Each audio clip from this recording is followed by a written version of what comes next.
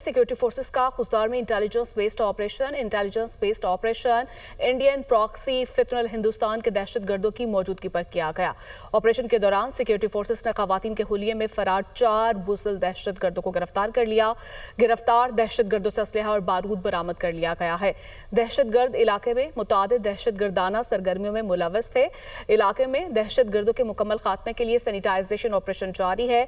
Security forces भारतीय हिमायत याफ्ता दहशतगर्दी के खात्मे के लिए पुरआज़्म है। कौम की गैर मुतज़लज़िल हिमायत से दहशतगर्दों को इंसाफ के कटहरे में लाया जाएगा। सिक्योरिटी फोर्सेस का खुजदार में इंटेलिजेंस बेस्ड ऑपरेशन जारी है। Intelligence based operation Indian proxy फितरल हिंदुस्तान के दहशतगर्दों की मौजूदगी पर किया गया।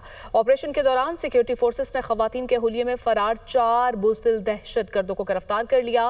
गिरफ्तार दहशतगर्दों से असलहा और बारूद बरामद किया गया। दहशतगर्द इलाके में मुतादिद दहशतगर्दाना सरगर्मियों में मुलव्वस थे। इलाके में दहशतगर्दों के मुकम्मल खात्मे के लिए सैनिटाइजेशन ऑपरेशन जारी है। सिक्योरिटी फोर्सेस भारतीय हिमायत याफ्ता दहशतगर्दी के खात्मे के लिए पुरआज़्म है।